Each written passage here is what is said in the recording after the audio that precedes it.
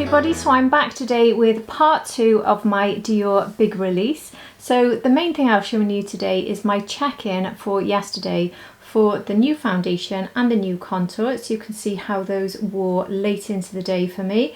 I've also reapplied those today and I'm going to show you the whole reapplication very much speeded up in case you missed it in part 1. And I've also got the only other blush that I was really looking to get, this other blush and glow duo. This one is the Dioramour. So I'm going to try this one on today, and I think I'll put this shade here, the highlighter, on my eyes as well, so we can see how this is working on eyes and face.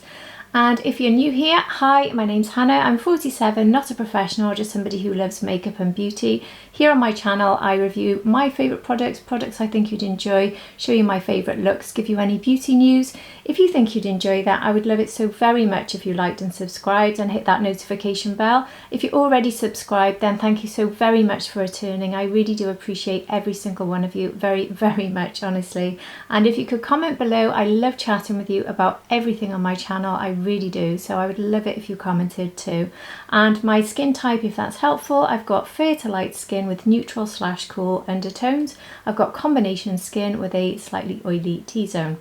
So let's get on with the video. So before I do anything else, let me show you the videos I recorded late last night of me doing a full check-in of me using the new foundation and contour as a full foundation, but also as a concealer. So here are those clips for you. Hi everyone, so I'm here with an 8-hour check-in. It's just gone past the 8 hours, and I can tell you I've been hot and sticky all day today. It really has been really humid here.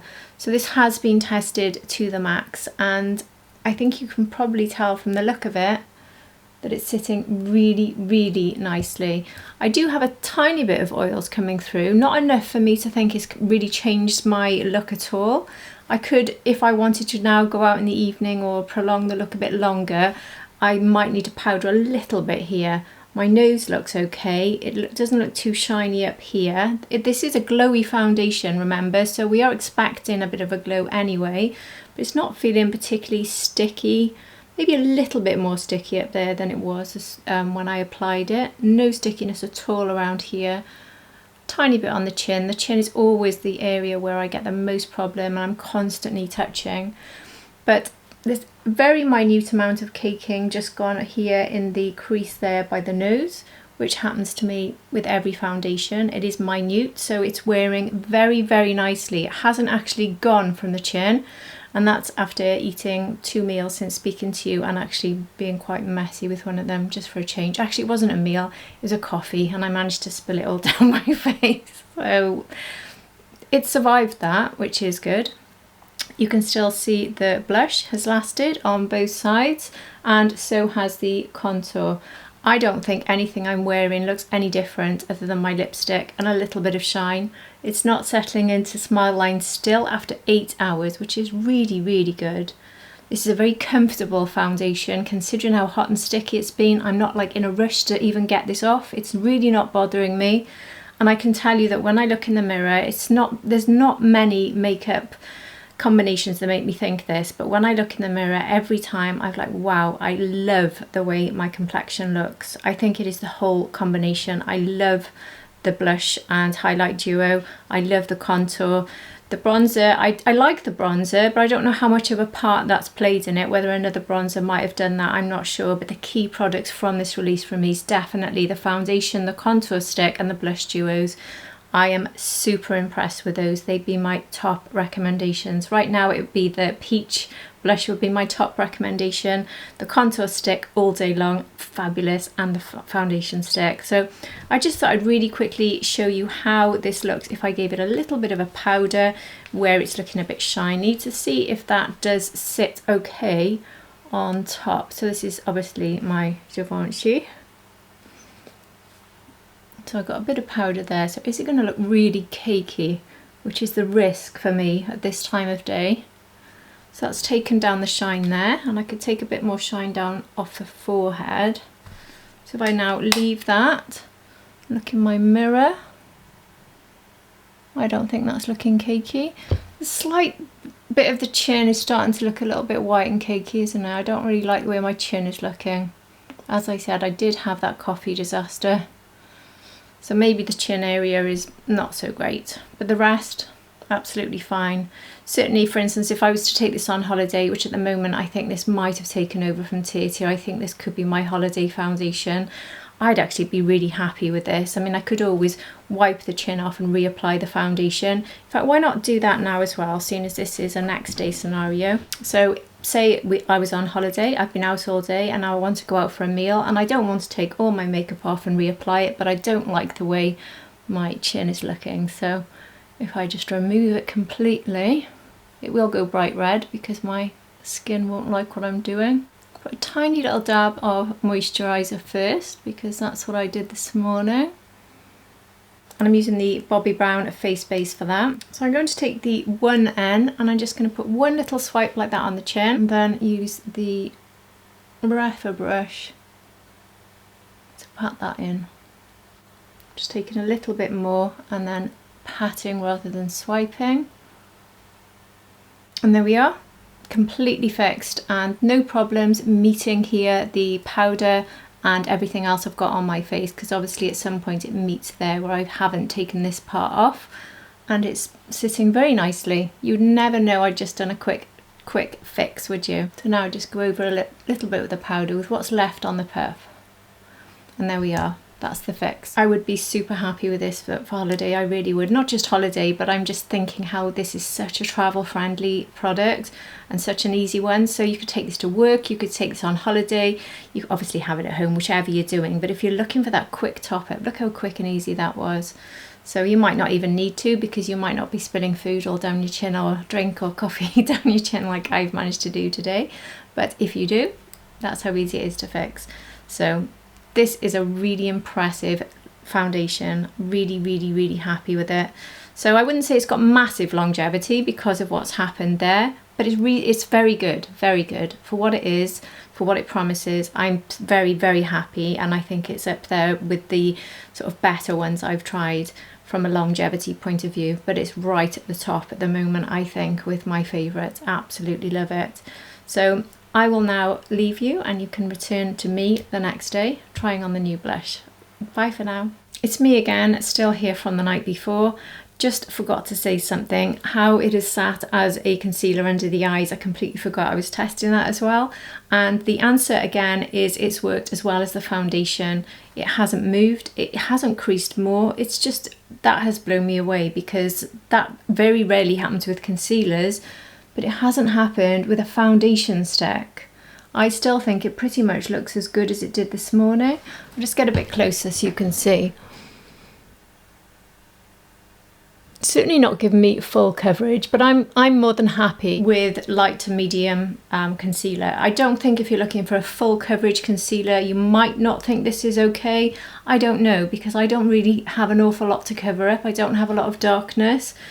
But from my problem with concealers is always the way it sits in the creases and just starts to look cakey and horrible. And that often happens instantly, but it gets worse throughout the day. And this one didn't happen instantly, did let me powder down, and it stayed the same all day. So I'm really, really super impressed with this as a concealer under the eyes as well as a foundation. This is beyond exciting for me, this release. Anyway, back to tomorrow. So you can see from my check-in, I was very, very impressed all day, honestly. About 3 hours after filming that, it was really late. I was up until about 1 o'clock in the morning yesterday. And even then, when I looked in the mirror before washing my face, I still felt that my skin looked perfect. Honestly, I am blown away by this whole combination, everything. So today I've got exactly the same base on, but in case you missed part one, I'm just going to show you a very, very brief clip of me trying on all of the new products. So that is the new foundation in shade 1N. I've got it also in 0N, which I used as my concealer, and I've got the contour in the lightest shade, and then I put the bronzing duo on, just the bronze, not the powder, and that is also in the lighter shade. So you're going to see me try all of those on just quickly, and then we'll get back so we can get started on this new blush.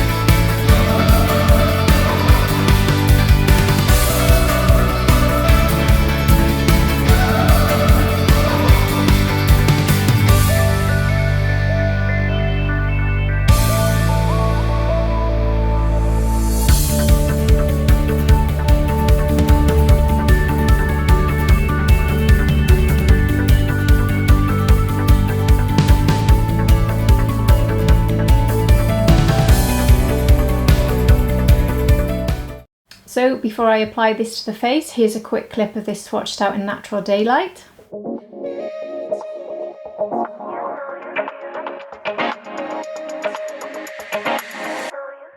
So these duos are £48. There were 6 different shades launched. 2 of them are the Contour and Glow in a lighter and deeper, and 4 of them are blushes, 2 of which I tried on in my part 1 video. One I haven't bought, which is the Plum, the deepest, and this one, which has only arrived today because I had to get this one separately. So this one, as you've seen, is the Dioramour. So this has the matte powdery pink blush and the shimmering lilac highlighter. So this pink blush is the lightest in this entire release, and it really is very light. And I did think that yesterday about the other shades that I swatched, but when I tried them on, I used a dense brush. This is the Rare Beauty Soft Pinch one, and it was actually too dense and it applied it a bit too much. There was too much pigment. So I actually went to a fluffy brush for the other one. But I am going to go back in with the Rare Beauty because this really is exceptionally light, and I want to see if I can just get a pop of colour from my very first application. So this is a question people have asked me. I'm definitely seeing the pink straight away coming up there. Can you see that? People have asked me, is this showing up? Because it really is super light. So I do think you do need to have a pretty pale complexion, which I do have, and then it will show up. But this is going to be a very, very pale finish. But that is definitely showing up on me. It's a lovely sort of cool pink. I love that actually. Very elegant. Less of a summer sort of vibe for me. I think this would be a lovely winter blush, especially when I'm not wearing tan and I'm just looking that bit more pale. So from applying this with the dense brush, I would definitely recommend going with a dense brush if you want to get that pigment, unless you want a really, really light finish. So trying it now on this side. So I really am swirling it around here in the pan. I really love the Dior scent you get off these products. You really do smell the sort of Dior perfume fragrance you get in all of the Dior products. So this is slightly buildable using the dense brush. I don't think I can get it to come up any more than that. That is giving me quite a generous pop of pink, which I hope is being picked up on the camera. It's actually a very natural shade of pink for my complexion. Very natural, very pretty. And I'm delighted because I was quite concerned this wouldn't show up enough for me to even like it. But it's doing exactly what I hoped it would. I'm going to use my Refa fluffy brush now and just do this, which I love to do. So it's got a bit of a little bit of pink going across the nose. And just finish off the edges and bring them up a little bit higher on the cheekbone here. I'm not going to run this blush shade in my eyes. I've actually got a little bit of bronzer. I'm just going to use the highlight. So I'll try the highlight on the cheeks first. I've got the Refa 04 brush, so go straight into the highlighter. Now this swatched quite generously, so I'm not going to be quite as quick to pack the brush with this one. Oh wow, that is lovely. Look at that. I really hope the camera is picking up just how stunning that is. Oh, I love that. Really, really love that. One of my followers, who I hope will be watching, I think he will be, is Two Left Feet. And she has asked me to try using a puff to apply the highlighter as a new technique that I've never heard of. So I'm going to put this on the puff and swatch it off a little bit on the back of my hand, and let's see how that goes. Well, that definitely applied it very naturally. I'm swatching rather than patting. That's given me less of a shine, so it's given me a slightly different type of application. Maybe I'll try a bit more on the puff. I'll pat it on. That does go on very nicely actually. So you don't get that line that you often get with a highlighter. So that second one has really brought the pop there. I do think with this being a bit lighter, it's slightly showing texture a little bit more maybe than yesterday when I did the golds, but not enough for me to be put off. But anyway, the puff application, thank you for that tip.